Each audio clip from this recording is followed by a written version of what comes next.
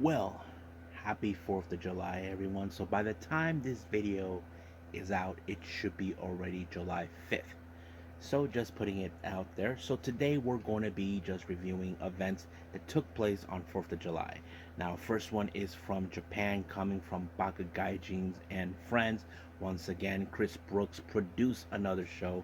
We have, of course, Masahiro Takanashi taking on Asuka, or as we know her here in the States, Veny. And then, of course, we have plenty other matches that took place. Then we move on, of course, with night one of New Japan Strong, the New Japan American shows, and normally we see them here make their debut in Japan in Korakuen Hall. For the Independence Day, we're going to have title matches, and of course, a preview matches for the upcoming night two. And of course, we cap it up with some NXT. As you know, this is coming after Gold Rush.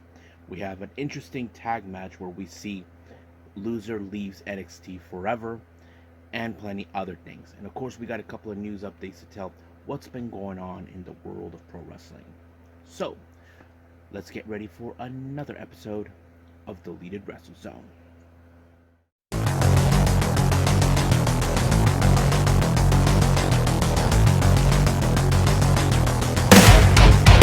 Are you ready? Get up, get up! Get up, get up! Get up, get up! Get up, get up! Get up, get up! Get up, get up!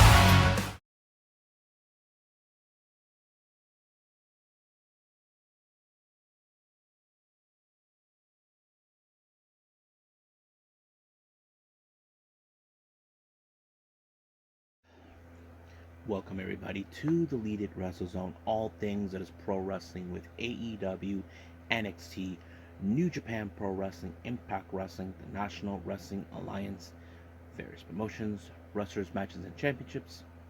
I am your host, J Rod here. So, let's begin with Volume 6 of Baka Gaijin and Friends. This is another self-produced show by none other than Chris Brooks. Now, our opening match is tag team action. We got Takayuki Oiki teaming up with Mecha Mummy, taking on Chiko Shikawa and Maho. Now, this was a very brutal match, but of course, they had to be more careful with Mecha Mummy, who has tons of mecha stuff that could walk out. But however, it was Maho who picked up the win when he applied a swanton, a miniature swanton bomb on Mecha Mummy, and giving him and Chiko Shikawa the win.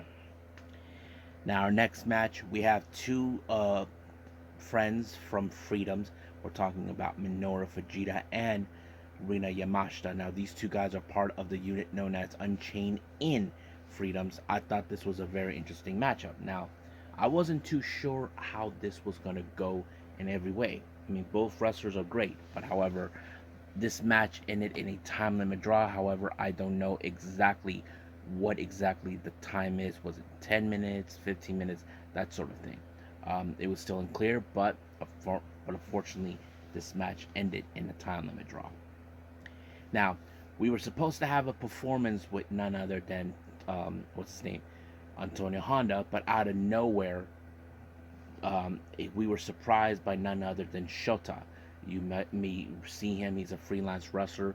Normally he works with Gambari Pro, but since he interrupted Antonio Honda, it turned into a match, and that kind of goes its own way. Now, you probably would have thought Honda would do whatever it takes to beat the crap out of him from ruining his performance. Well, I normally would agree with you, but it was Shota who picked up the win by applying a pinfall. 1, 2, 3, it was done. Now, our main event, we have Masahiro Takanashi taking on Asuka, or as we know her here in the States, Veny.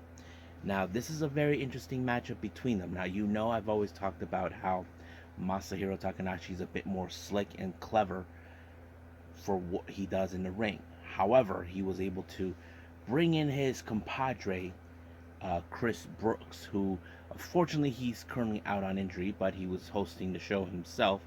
He got involved, but it did not stop Asuka from trying to withstand every blow that these turkeys tried to do on her. But of course, Veny was able to apply the Michinoku driver on Masahiro Takanashi, giving her the win.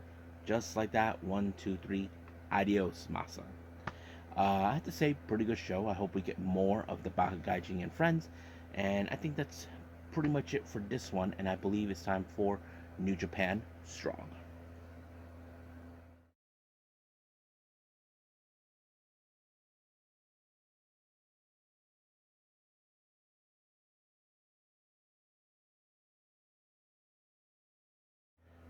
Okay, New Japan Strong Night 1, Independence Day. This is their debut show in Korakuen Hall. This is something that many of the Japanese fans have been waiting for, to see the American talent that represent New Japan here in the States. So let's get cracking. Now, we had a dark match that opened up. We have the guys from Freedoms, Takahiro Katori, Dragon Libre, and Kengo taking on Oscar Lobe, Ryosuke Taguchi, and Yo. Now, pretty good match, I have to say, very solid match. But it was, of course, Yo that picked up the win with the direct drive, and he walked away with, of course, what's his name? Kotari's bunny that he was carrying with him. So he thought he can play a little mind game with him. So I wouldn't be surprised if he gets his revenge on him somewhere.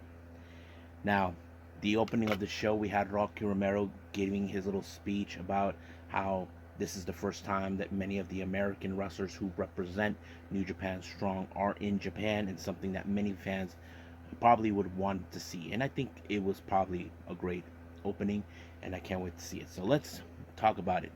Our opening match, we have Bad Dude Tito taking on the DKC.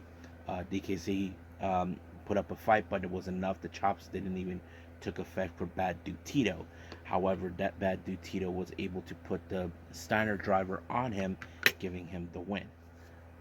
Now, our next match, we have the Team Filthy. We have the West Coast Wrecking Crew, Jarrell Nelson and Royce Isaacs teaming up with their teammate JR Kratos to take on Rohei Oiwa, Lance Archer, and Alex Zane. I have to say, this was a very interesting one. I couldn't believe that Lance Archer was, well, normally he beats up the young lions, but he didn't do anything to Oiwa since he is still a young lion.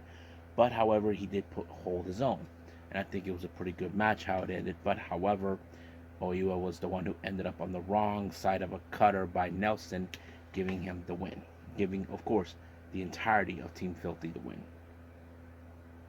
Next time, we got the Ichiban Sweet Boy, member of TMDK, Kosa Fujita, taking on Tom Lawler. Now, I wouldn't be surprised this is a little message from Tom Lawler to Zack Sabre Jr.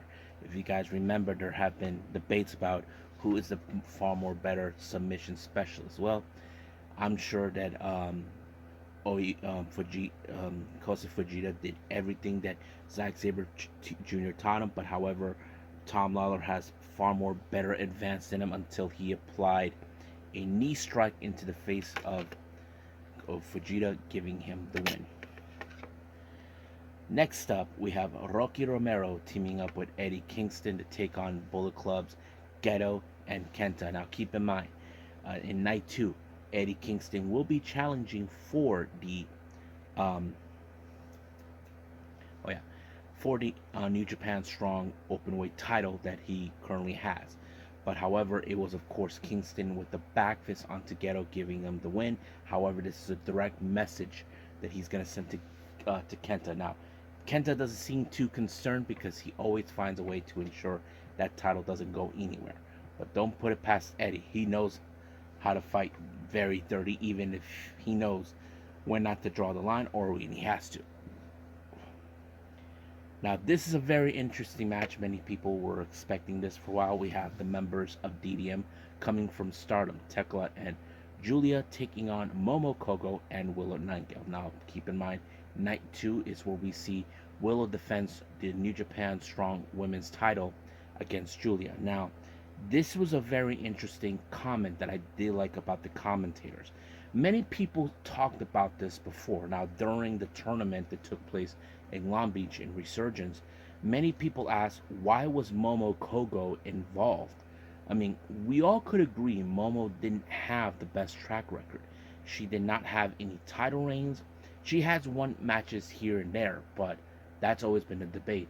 Julia felt that she's been overlooked, knowing that she should have been involved in this.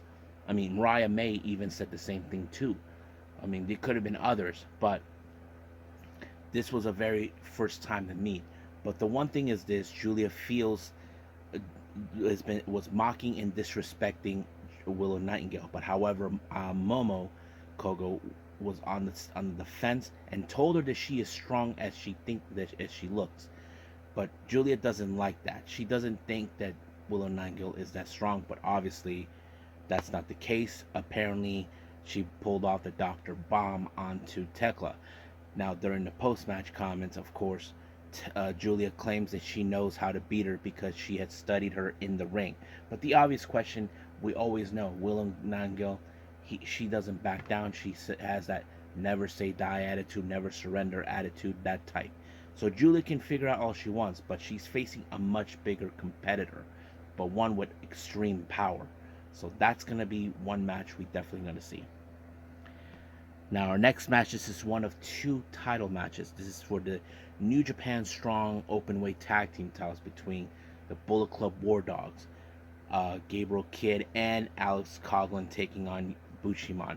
Now, these guys initially attacked Bushiman for both titles. However, this is only night one for one title, and night two will be the IWGP Heavyweight Tag Team title. But the War Dogs were playing dirty. They've been trying ways to ensure that this match falls in their favor. They beat them down, but however, it was the hijack pile driver onto Yoshihashi giving the War Dogs their first reign. However, this is only night one, and of course, they are confident to believe they will walk out night two as double champions. But we'll see how that turns out. Now, speaking of the War Dogs, for our second title match, which is our semi-main event, we have the other War Dog members from the junior heavyweight division, Clark Connors and what's his name? Oh yeah, Dan Maloney. Now, keep in mind, Maloney was a former member of the United Empire. They faced the current IWGP Junior Heavyweight Tag Team Champions, Francesco Akira and TJP. But however, the War Dogs weren't playing games. There was a little bit of the mishaps, miscommunications, but it did not stop the War Dogs at all. I mean, I'm sure TJP and Akira would have thought the same thing, that the miscommunication, the misfires, that would have been the one thing that would have stopped them. But the War Dogs are all about, mistakes were meant to happen, we just press on. And I think that's exactly what the War Dogs did in this one, Maloney and Connors. So I think TJP and Akira underestimated their abilities. However, it was, of course, a spear onto TJP that allowed Maloney to pick up the win. 1, 2, 3, our brand new IWGP Junior Heavyweight Tag Team Champions. So the obvious question is, where does the Catch 2-2 go from here? How will the United Empire bounce from this? Well, we'll see how that turns out. Now, our main event is a Doomsday Note disqualification tag team. We have Homicide and Jon Moxley taking on the very first time teaming up. These guys had faced off each other before. We're talking about El Desperado and, of course, the legend of death matches, Jun Kasai. Now, this match was so brutal, you'd probably be like, ah! You probably thought the same thing. And there was a lot of blood, a lot of this and that, and I have to say, but it was, of course, Desperado with the Pinchy Loco that put away Homicide through a trash cans. But however, Moxley got skewered in the head by none other than Jun Kasai. However, Desperado will be facing Moxley in night 2, which is called the Final Death Match. But he did stated that he would like to team up more often with Jun Kasai. I mean, those guys did have some classic matches against each other on certain occasions. I'm sure that's going to be a lot of fun. So we'll see what happens in night 2, but let's move on to our final review, which is NXT.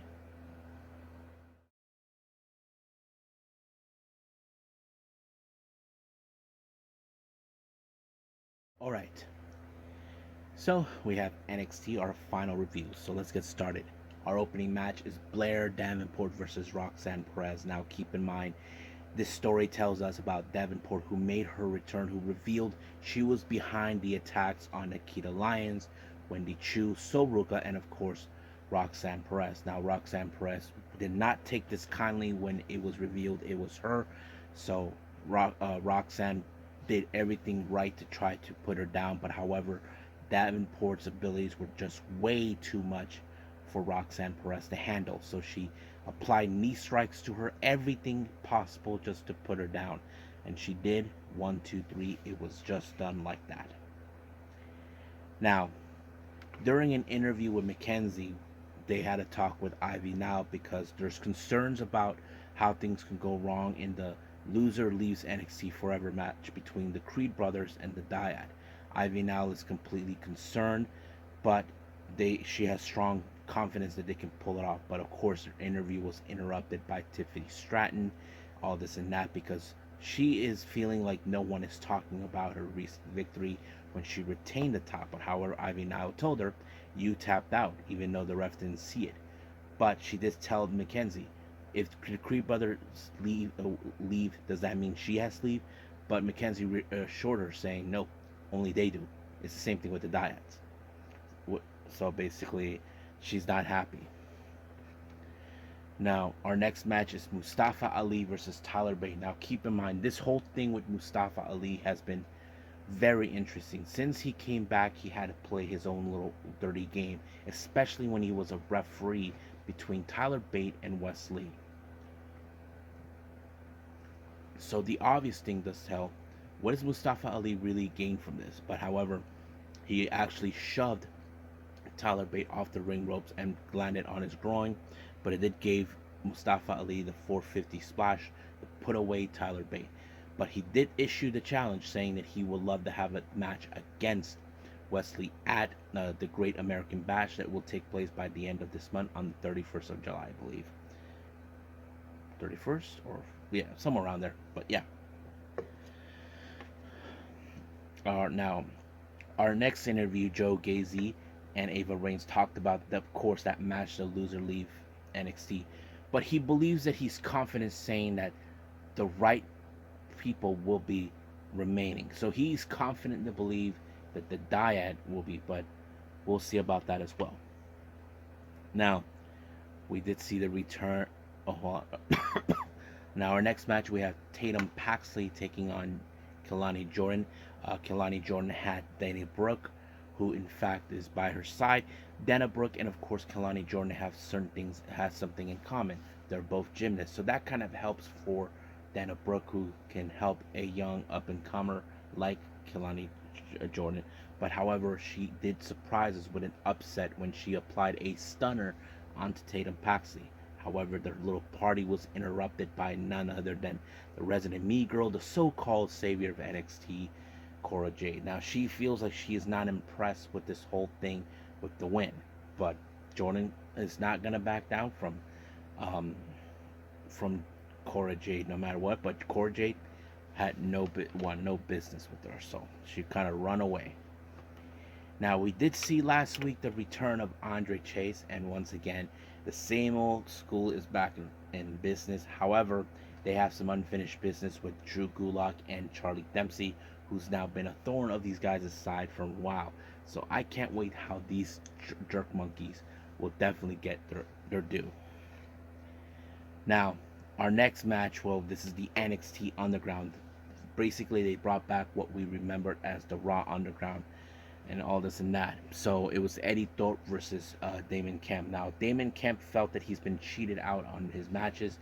No more excuses. However, Eddie Thorpe, who's always up to the challenge, so luckily for him, he had a coach to help him out, and that is Olympic Gable Stevenson. Now, I have to say that was a pretty good match, but however, it was the referee's decision because he was knocking out Damon Kemp out. But however, as Gable Stevenson was there, everybody wanted a piece of him, but they all got suplexed by Stevenson, one by one, dropping like flies. So yeah. Now, we all saw what happened with the Don. He ended up being in jail. However, Stax shows up and apparently saying that, the Stacks was the Rat. However, um, this thing's got a little complicated with Tony D. So Stacks going to be in a match against Gallus, saying that, if Stacks wins, Tony D is released and they'll get a tag team title shot. But however, that's the thing. Apparently, Tony D'Angelo doesn't know who to trust at the moment, so he's feeling like he's all alone in this mess. So we'll see what happens until then. Now, our next match, we have Lyria Valkyria taking on Daisy Jane. Now, Daisy Jane, who claims that she is a self-proclaimed badass, but however, it was Rhea Ripley who is impressed by Valkyria, by her ability. You probably thought the same thing too. Valkyria has always been an impressive wrestler since stepping into NXT. But it was, of course, that big roundhouse kick that put Daisy Jane away. But however, during the post match, like any sore loser, Daisy Jane could not take this, so she attacked Valkyria and destroyed the feathers that she always wear. So if I was Daisy Jane, I would watch my back. Now, apparently there was a huge funeral that, of course, resulted of the Metaphor losing the NXT Heritage Cup. And I think that kind of is funny, but that's how it is. Now, Kiana James, as you know what we saw last week, she poured paint all over Gigi Dolan. Well, apparently Gigi Dolan got her little payback. So basically, she redecorated Kiana James's office. So now the game has begun. So this is going to be fun. Now, as you know, because of this history, what's been going on with Von Wagner, that dumbass, big body Javier Bernal decided to pick on him one last time, and he really got thrown into the table through the commentary table. So that's what he gets for being an idiot. Now, our next match we have is the Dyad versus the Creed Brothers. The match was pretty amazing, but there was moments, of course, Julius can barely stand on his with one leg. But it seems like the match was almost won. However, Ava Reigns gets involved. Ivy now tried to beat the crap out of her.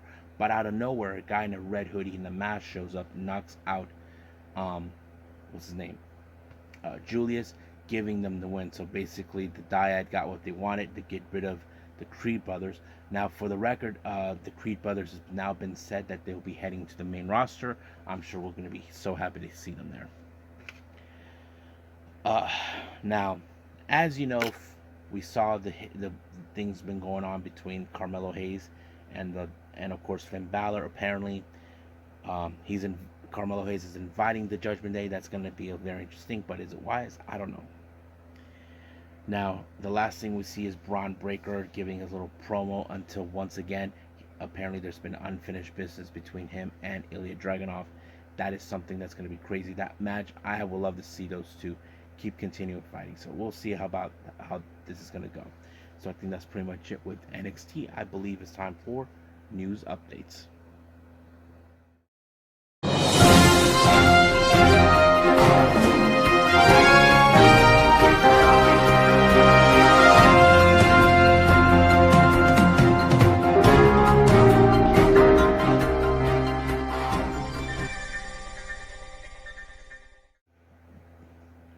Okay, now if you guys remember when I reviewed Impact Wrestling's Down Under tour, there's this thing called the OPW, which is called the Oceania Pro Wrestling, which is a brand new promotion.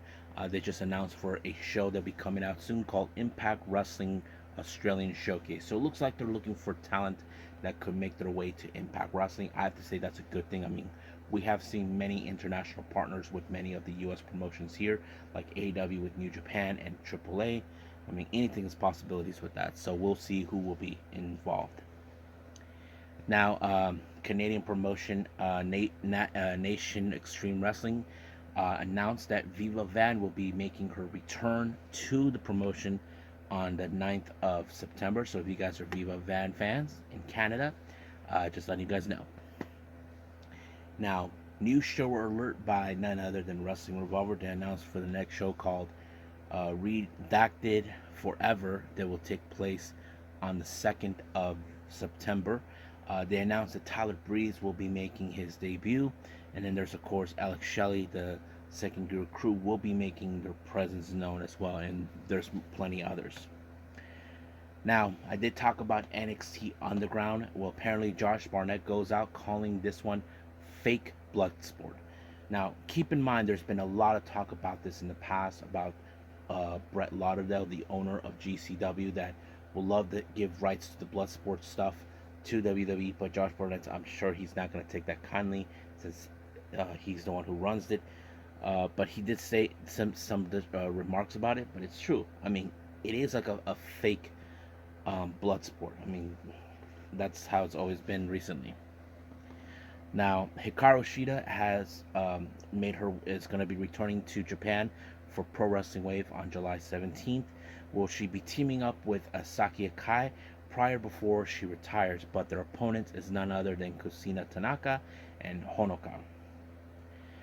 WWE has announced expressed interest to hail a WrestleMania show in London in 2025. John Cena talked about this during a promo recently, and I think that's going to be interesting to see. So I'm sure everybody's going to be happy about it. West Coast Pros announced for a debut, and that debut is none other than DDT star Mao, who will be making his debut on the 9th of September. And of course, he will be facing against Brian Keith. So that's going to be freaking awesome.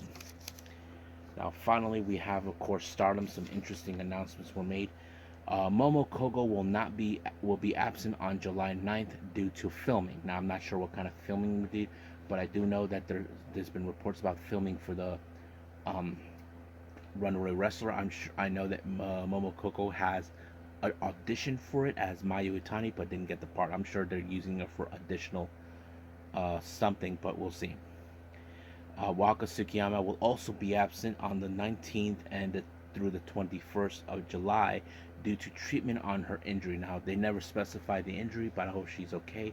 We'll just see her more when she gets back. And I think that's pretty much it for now, what we have. So I think it's time to call it a day. Well, I hope everybody enjoys this episode. Coming up, we have night 2 of the New Japan Strong Independence Day show in Korakuen Hall. Can't wait to see that. Does feature, of course, the final death match between Desperado and Jon Moxley. The New Japan Strong Women's title will be defended. So will the IWGP Heavyweight Tag Team title. So we'll see what happens until then. But we also got AEW Dynamite. I can't wait to see what's going to happen. So we'll find out. So until then, I will see you guys in the next DWZ time. Stay in the DWZ channel. I must bid all of you adieu. So, goodbye. And have a nice day. Bang.